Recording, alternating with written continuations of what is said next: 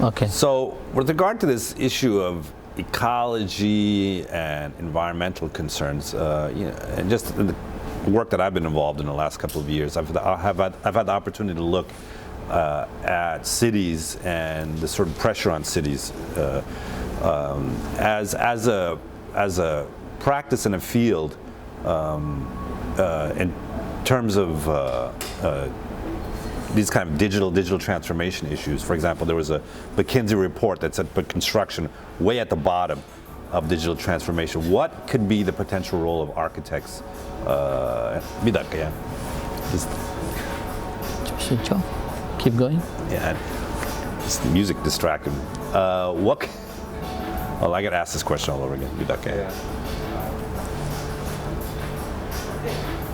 Kapatacak mı?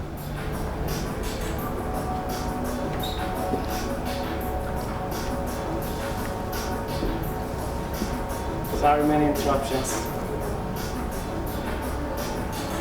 This insistence on having music constantly in the background. Okay, it's okay. Okay, I'll ask that question. Yes, from the start. Yeah. So, a recent McKinsey report put architecture and construction, which architecture is as one of the way down in the area of digital transformation, and in the era of ecological, environmental crisis, I think architecture and construction needs to really ramp up in terms of its use of digital tools.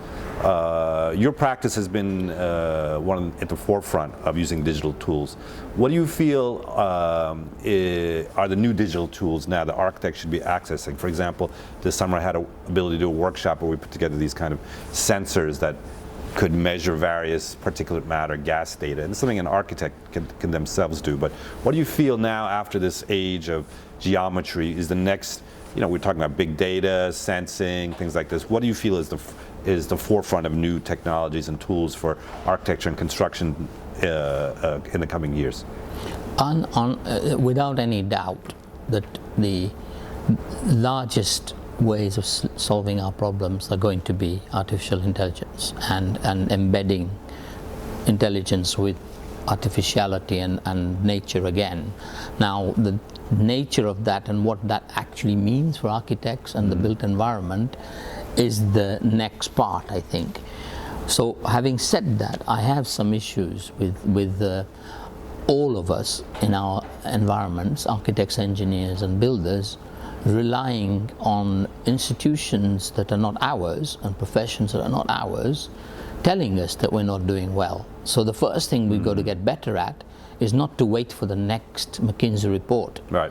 We have to decide for ourselves, like you said, you did some work yourself to try and discover. So now the technology is accessible. We've got to be more adaptable, architects in particular, at taking this data, not wait for outsiders or, let's say, economists necessarily, but feed the economists our skills so that they can also do better reports and different reports. At the moment, I think it's a very blunt instrument. Everywhere I've been in the world this year, without any doubt, the McKinsey report is referred to. Really, that much? Absolutely. It's one of all the sustainability targets by UN. That tells me there's another type of homogenization going on. We're going to respond to that report, and then the next problem will come. My own opinion is that we have a lot more skills. We're trained as designers, architects, technically, socially, politically.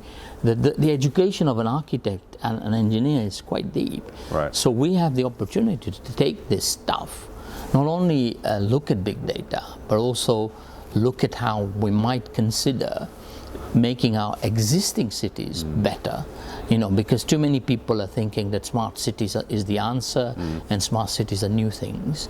It's not always. You've got to really use the machines you have and the technology you have. This is where I think artificial intelligence is good, because it's predictive to a point, but it still relies on a human to make a decision. AI is never going to make a difference or be able to make a judgment when it sees a cat and a dog, which is which. That's a human condition that I don't believe will ever go away, in my opinion. So the final decision on empathy and response to the data, response to the technology, is where architects need to be thinking.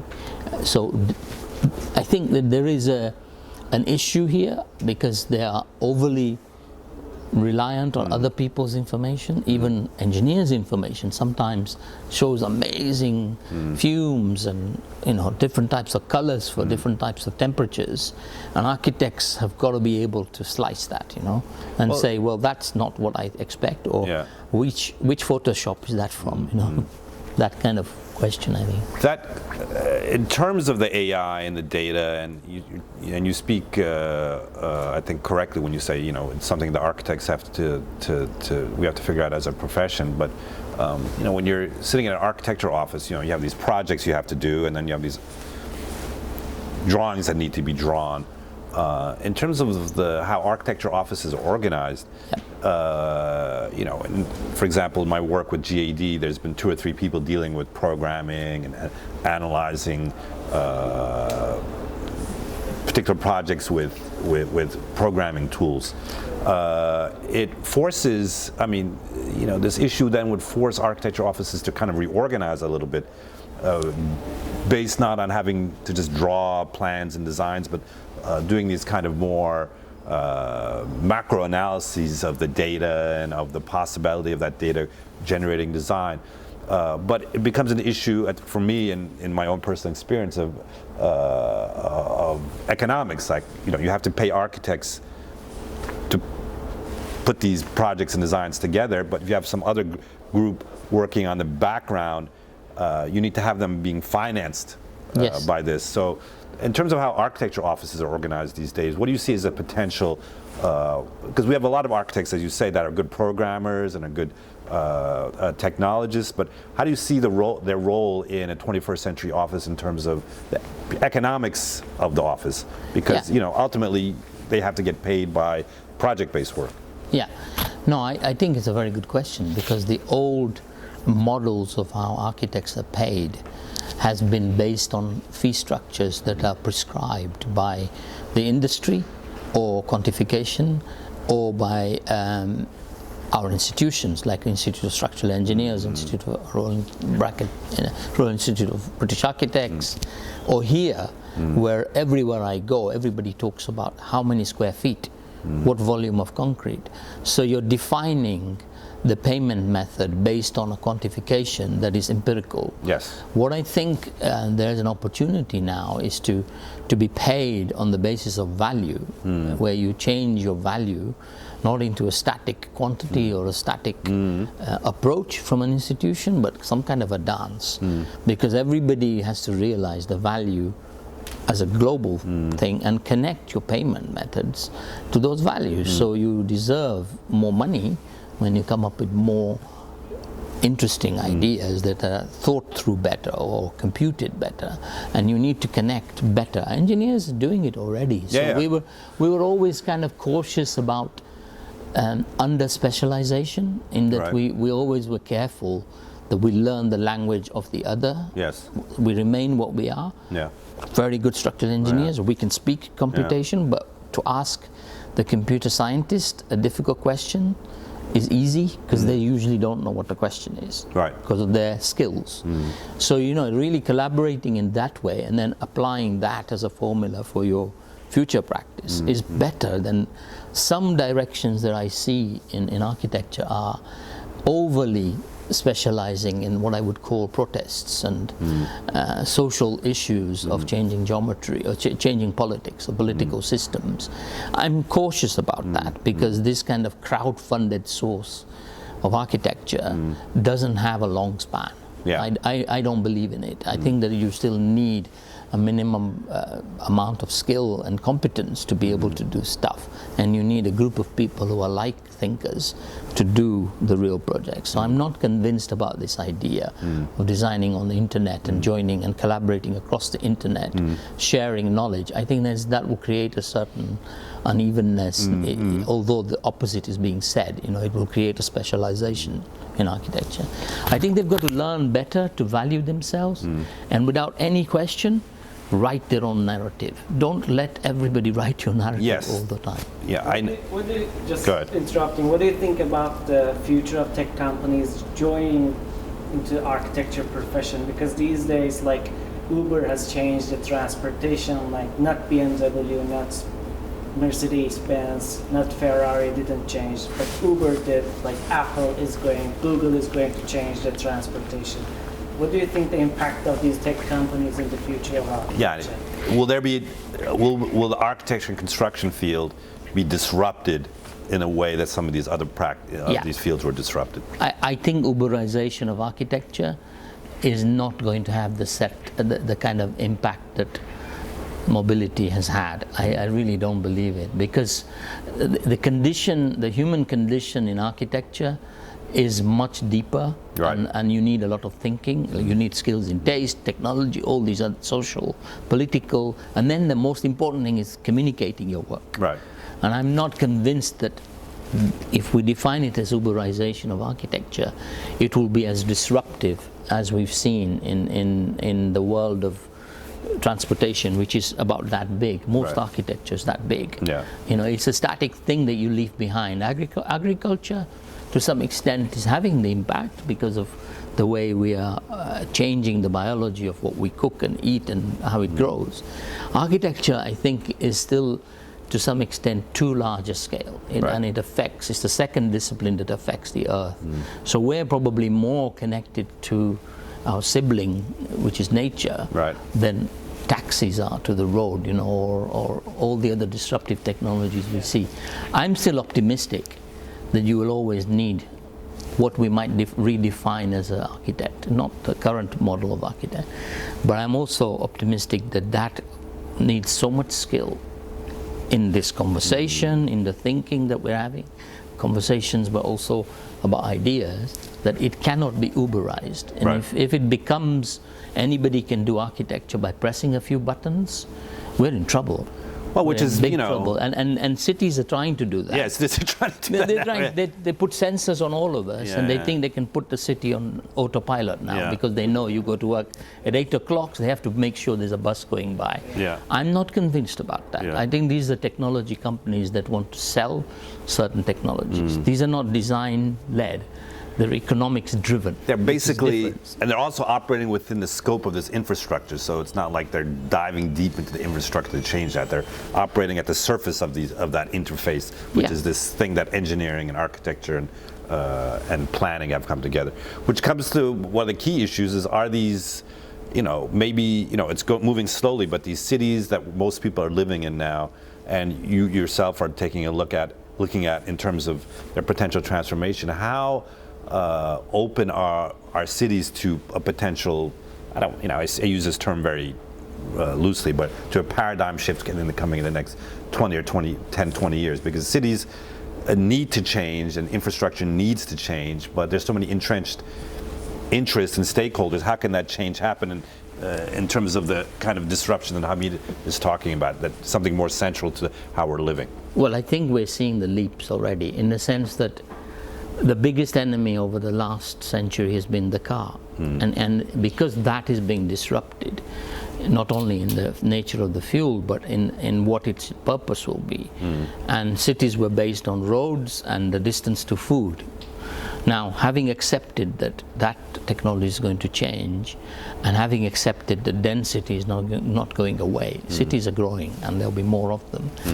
My opinion is that there will be ways of making existing cities perform better. And this is why the Infrastructure Commission in the UK, as it's planning for the next 100 years, unlike architecture, usually plans for 25. I'm part of the design task force, where we're thinking about what are the things we can put in place that allows existing cities to continue, but also allows growth in an intelligent way. The growth in a way where you're thinking of 100 years rather than 20 years. So I think that technology is enabling all of that, and artificial intelligence in particular will assist us to do that efficiently. In the past, we've done it through taking up too much resource, literally.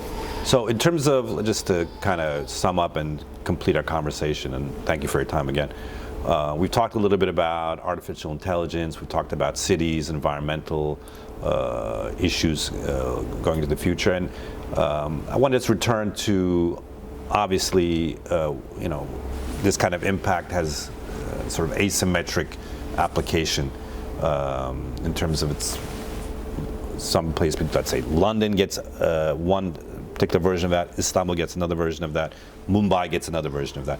Can you, and can you speak a little bit about what you feel is the opportunity for these kind of transformations in, again, non-Western contexts, in places like Mumbai and in places like Dar es Salaam and places like Istanbul? Like, okay, we talked a little bit about long-term infrastructure, environmental, but what can happen in these other, not others, but these cities that you think is also possible using AI tools or using technology, or perhaps using technique, which is not necessarily technology?